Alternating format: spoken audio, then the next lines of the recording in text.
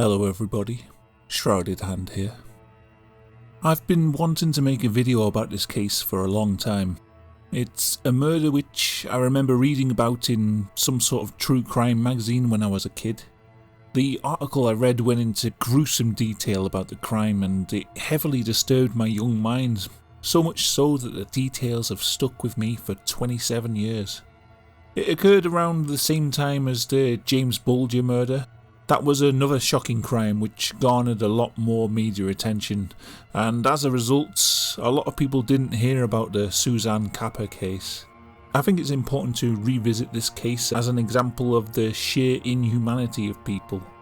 We like to assume that most people are well-intentioned and kind, so it's always disturbing when a case emerges that shows how easily a group of people can descend into committing the darkest forms of cruelty imaginable. This is the torture murder of Suzanne Capper.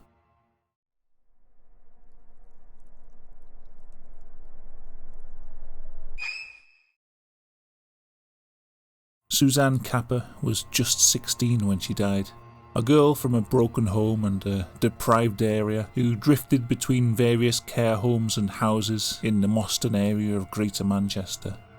Her biggest crime seems to be that of falling in with the wrong crowd.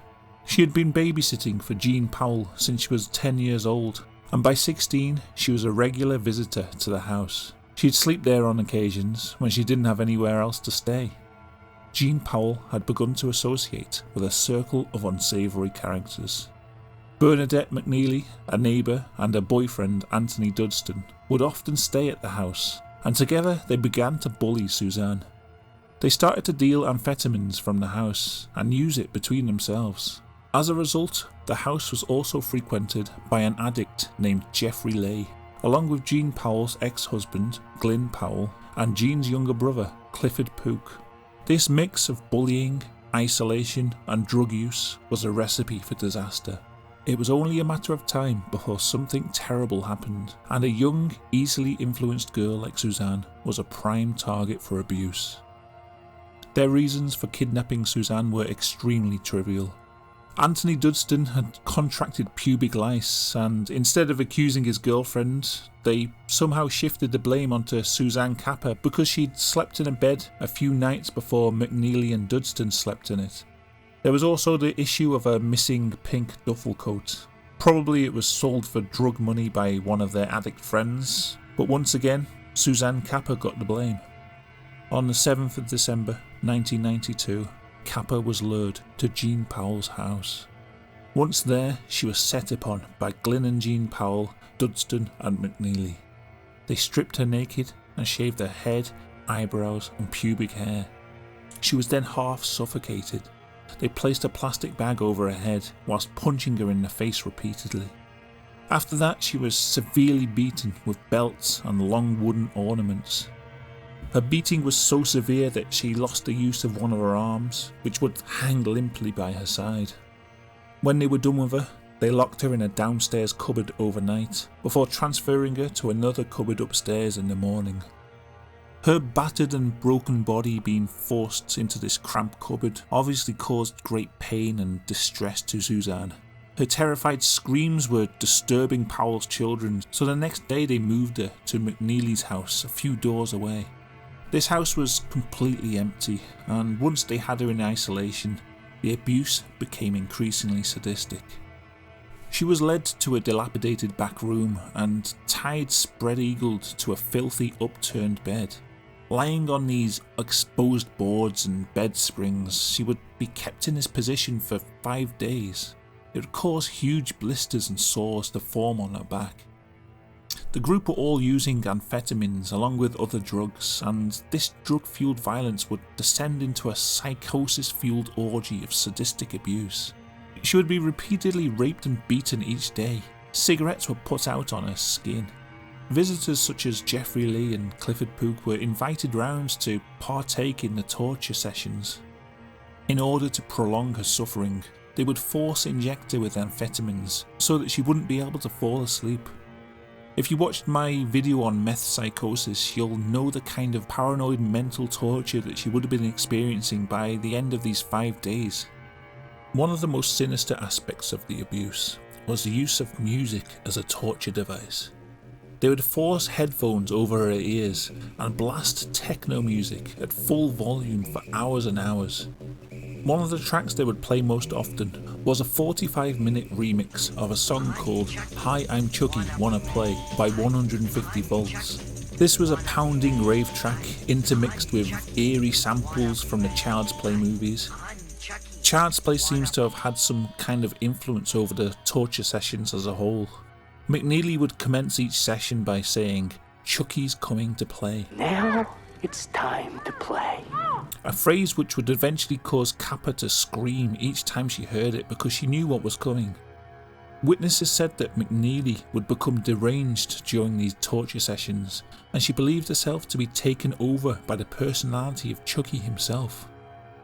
Towards the end of her ordeal, Kappa had been lying in her own feces and urine for several days. In order to combat the stench, they forced her into a bath and poured bleach and disinfectant over her. They then scrubbed her with a yard brush so hard that the skin peeled from her body. Once she was tied up again, Clifford produced a pair of pliers. The following is a description from Dudson of what happened next. "I was stood at the doorway with Jeannie and Bernie. Cliff took her gag off. He told her to open her mouth. He said, 'Right, I'm going to rip your teeth out.' And he started hitting her teeth with the pliers. He got the pliers on and he started pulling it out, but it just snapped and chipped. He then hit them a few more times. He put the pliers on again and really pulled. He pulled Suzanne's head forward until there was a snap and he had the tooth in the pliers. He did the same again and he was laughing. This would leave Suzanne in agonising pain from her broken teeth and the exposed nerve endings in her mouth. By the end of the week, they realised they would have to get rid of Kappa. They drove her in a stolen car to a wooded area called Werneth Low. Once there, they forced her out of her car and told her to stand on the edge of an embankment. At this point, she could hardly stand, but she managed to, probably from the amphetamines running through her system. They then kicked her down the embankment into a patch of thorns and brambles. Whilst they stood there taunting her, one of them doused her in petrol and set her alight by applying a lighter to her naked back. They stood there and watched as she writhed and screamed, burning alive. All this time they were laughing and they were singing "Burn, baby, burn." Eventually Suzanne stopped moving and they believed her to be dead, so they left the area and drove home. However, Suzanne wasn't quite dead. She'd suffered burns to over 80% of her body. Her arms and legs resembled lumps of charcoal, but somehow she was able to crawl up the embankment and flag down a passing car. She was taken to a local hospital and she managed to live for a further 4 days before she succumbed to multiple organ failure caused by the huge burns to her body. During this time she was able to name her attackers and she gave a detailed description of what had happened to her. This eventually led to the arrest and the imprisonment of 6 people: Bernadette McNeely, Jean Powell, Glyn Powell, Jeffrey Lee, Anthony Dudston and Clifford Pook.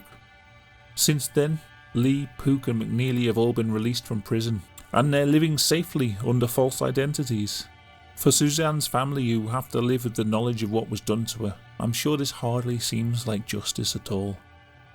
One of the most disturbing aspects of this case is how willing people were to join in the abuse.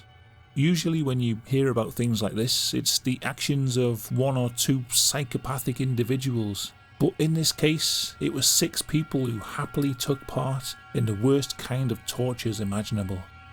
Along with that, there were other visitors to the house who were shown Suzanne tied up and screaming in pain, and yet they did nothing to try and help her. In one incident, a man named David Hill was left alone in the house with Suzanne. She begged him to help her, but he was so afraid of receiving the same treatment that he did nothing. It just shows that any one of us could be capable of enabling the most depraved acts if placed in the right circumstances. Thank you for watching this video and I hope you got something out of it. It's probably bad taste to try and shield my merch here, but this video is most likely going to get demonetized, and I think dark content like this is important in the face of an ever sanitized and censored YouTube. So if you'd like to support my content, please check out the link in the description. Some of you quite like this drawing that I did, so I decided to put it on a few products. It helps keep the channel going, and at least you get some cool looking gear out of it. Thank you for watching. Please subscribe if you're not already. Until next time, goodbye.